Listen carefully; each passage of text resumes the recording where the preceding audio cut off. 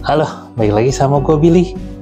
Ngomongin soal introduction ini laptop, kayaknya gue udah nggak perlu ngobrolin lagi, karena ini bukan video pertama yang gue buat mengenai ini laptop. Ya udah ada beberapa video sebelumnya sih, seperti video pas unboxing atau pas hands-on pertama kali, jadi kalian bisa check it out aja langsung di sana ya.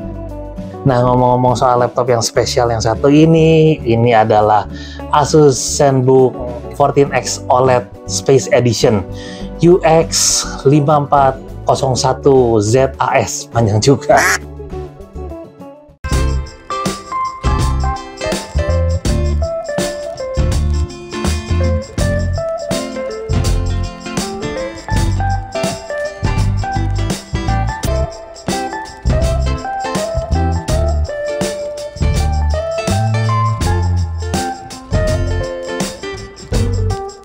Lagi cari laptop buat sekolah, kerja, gaming, atau entertainment? Langsung aja cek ke Asus Online Store Indonesia. Di sana kalian bakal nemu ini dari yang basic, gaul, powerful, sampai yang inovatif. Jangan lupa juga nih, pas beli pakai kode voucher ini ya, Asus Geek-Up 500k. Lumayan kan buat nambah diskon lagi.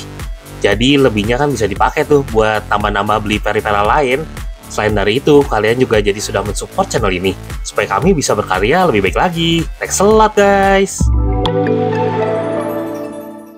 Oke, kalau buat soal eksterior ini laptopnya udah pernah gue bahas di video sebelumnya, termasuk soal port I/O portnya juga sudah pernah gue omongin waktu itu. Jadi sekarang kita bisa langsung loncat aja ke bagian jeroannya. Nah, yang satu ini kebetulan unit yang gue dipinjemin ini dia menggunakan i7 12700H, prosesor seri H loh ini, di ZenBook, di laptop ZenBook yang biasanya dia dulunya menggunakan seri U, tapi kini yang untuk yang satu ini dia menggunakan seri H, jadi memang performance-nya sudah high, ya namanya juga special edition ya.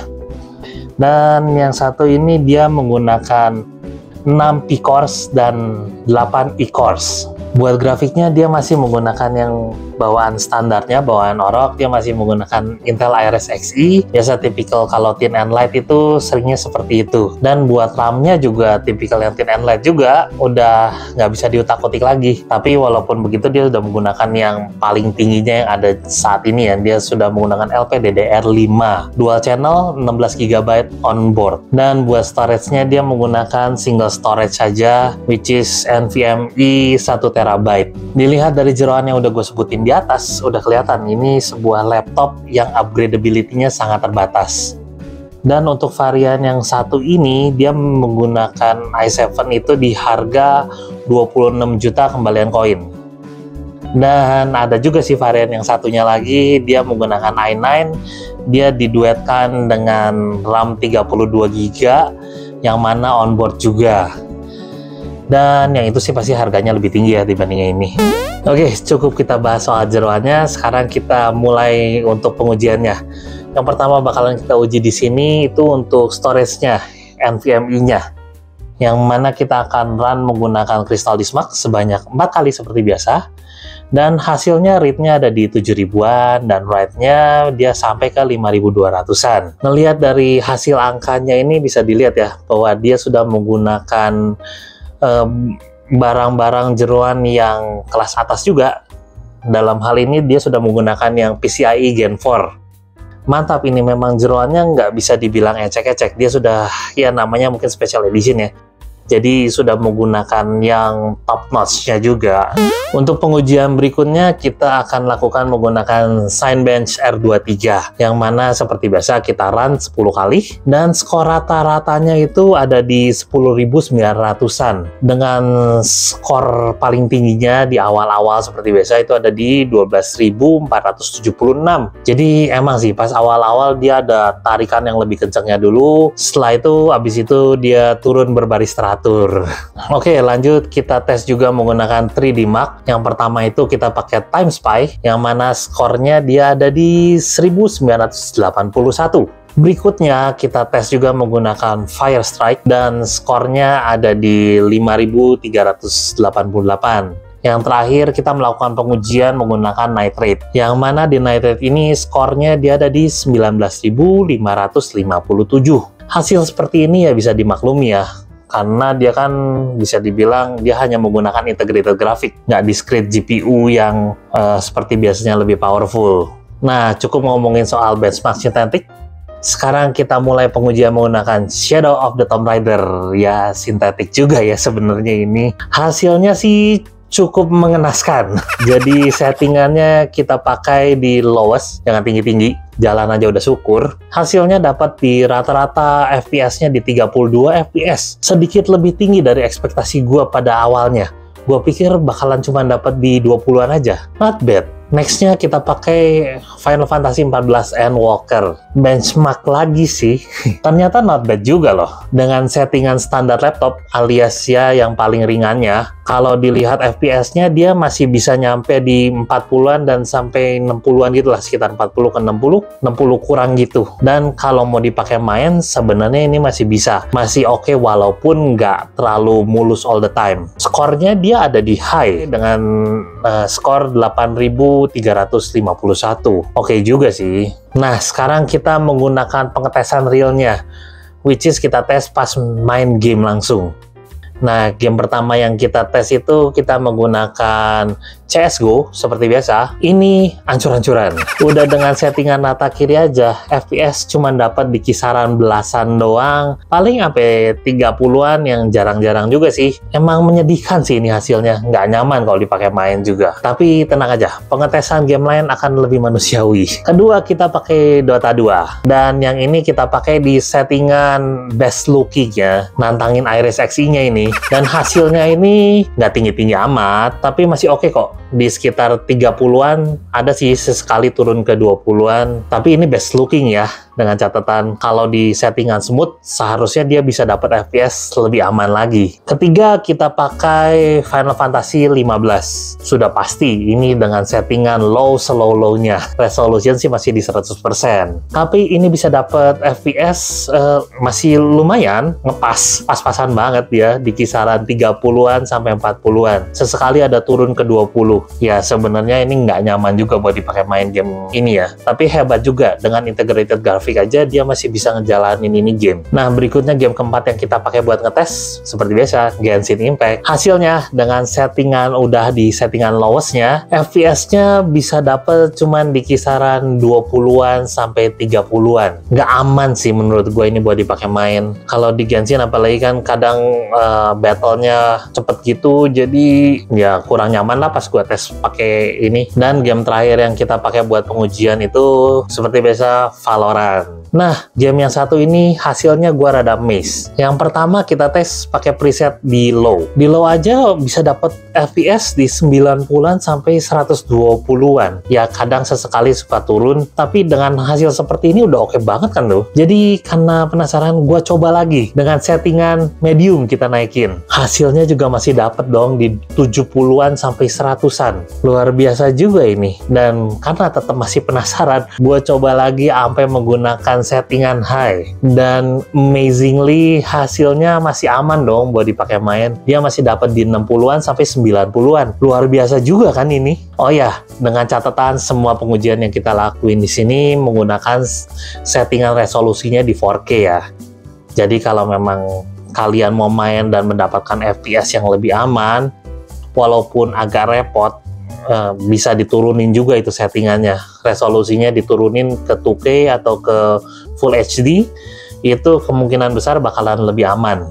Tapi tentunya kita nggak cuma ngelakuin pengetesan menggunakan game aja, kita juga sekalian ngetes rendering juga di laptop ini ya.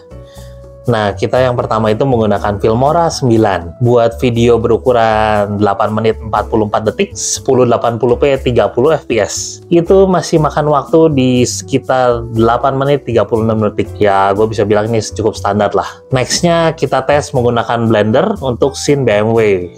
Untuk render itu, dia makan waktunya di 3 menit 46 detik aja. Not bad juga sih kalau dipakai untuk content creation. Dan buat webcamnya sendiri, hasilnya seperti ini. Ya, jadi ini kualitas hasil tangkapan gambar dari kamera webcam 720p-nya ini, dan kualitas tangkapan suaranya juga seperti ini.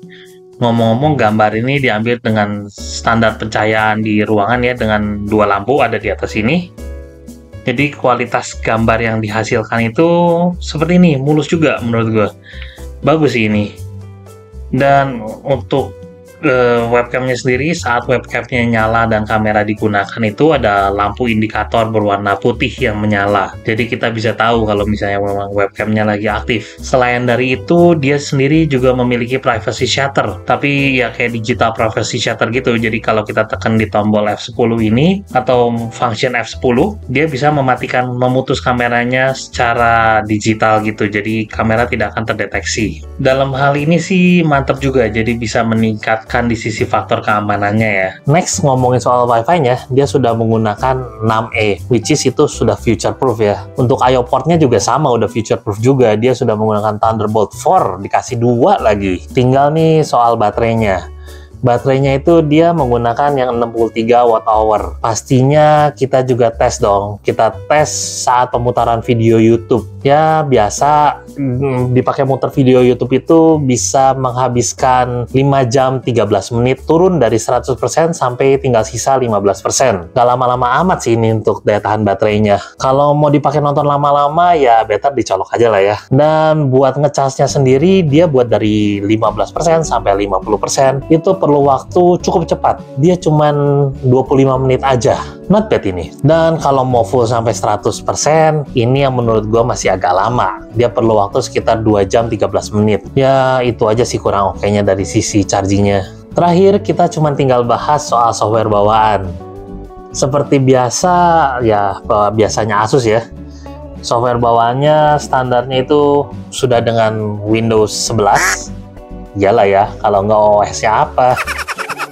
Nah, berikutnya lagi yang sudah ada juga bawaannya juga, dia menggunakan Microsoft Office Home and Student. Dan seperti biasa juga yang ada di setiap laptop Asus, dia ada My Asus, software My Asusnya. Ya biasalah software untuk ngontrol performance, kalau di sini disebutnya fan profile. Bisa ngontrol juga di situ untuk baterai health-nya, baterai health charging ya, jadi yang ngatur pengecasannya seperti apa supaya baterainya lebih tahan lama. Terus untuk pengaturan audio visualnya juga ada di situ. Dan yang spesial di sini tuh ada untuk pengaturannya sense screen-nya di belakang itu, layar kecil yang buat norak-norakan itu. Tapi ngomong-ngomong soal itu layar kecil ya, memang sih menurut gue itu cuman gimmick. Tapi ini gimmick yang keren dan unik. Karena pas gue pakai selama pengetesan ini laptop, dia tuh layar kecil tuh sudah berhasil mencuri perhatian orang-orang yang gue temuin. Dan ada juga software bawaannya itu Dolby Atmos di sini. Ya, jadi kalau buat kontrol audionya itu, audio visualnya bisa lebih enak lah ya kalau untuk entertainment. Dan seperti yang gue udah sebut di video sebelumnya pas unboxing ya, dia ada Alexa juga di dalam sini, tapi memang sayangnya itu nggak kepake. Karena ya di Indonesia memang Alexa belum masuk setahu gua. Jadi ya itu asal ada aja lah ya. Anyway, kesimpulan buat ini laptop ya, cakep banget. Dari penampilannya, dari desainnya tuh keren. Apalagi layarnya udah touchscreen gini, enak banget. Gue belakangan demen sama layar touchscreen, mau apa-apa tuh tinggal sentuh-sentuh aja. Enak lah.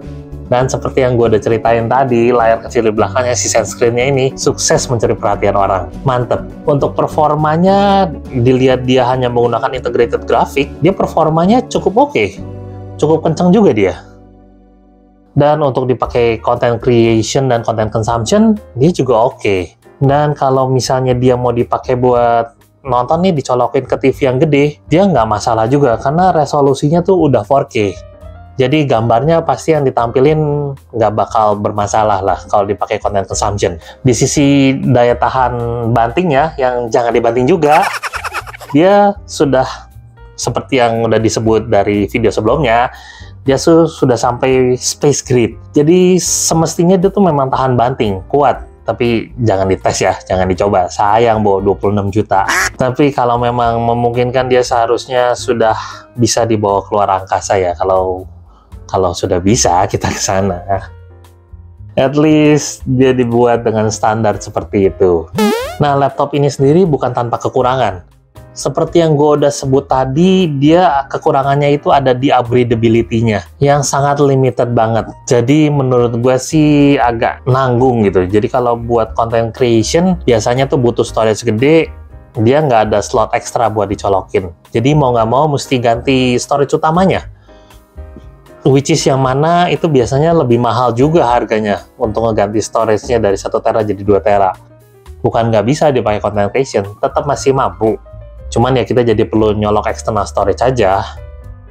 Dan selain dari itu, kalau dibilang mau dipakai gaming juga kemampuannya agak tanggung. Ya again, bisa dipakai gaming ringan gitu, tapi untuk yang berat-berat ya dia tidak akan mampu. Jadi untuk yang satu ini menurut gue cocoknya disebut collector edition ya, dia price point seperti ini. Untuk kekurangannya juga ada satu kekurangan kecil sih. Kekurangan kecilnya itu jadi kalau kita lagi pakai pas sambil dicas, ini tuh karena bodinya metal jadi berasa agak statik-statik gimana gitu di tangan. Nggak mengganggu sebenarnya kalau untuk pemakaian seperti biasa. Tapi kalau pas kebetulan kena yang bagian ujung-ujungnya aja, itu yang kadang sedikit agak kurang nyaman, kadang berasa kayak nyetrum dikit gitu deh. Tapi ya itu cuman kekurangan kecil lah. Overall-nya sih yang lainnya all good. Jadi sekian dulu review singkat dari Geek buat laptop yang satu ini. Asus ZenBook 14X OLED Space Edition UX5401ZAS ini. Kalau kalian suka dengan video ini, boleh kasih like. Untuk dukungannya tolong di subscribe. Untuk saran dan komentar boleh tulis di kolom komentar bawah. Dengan gue Billy, sampai ketemu di video berikutnya. Bye-bye. Ciao.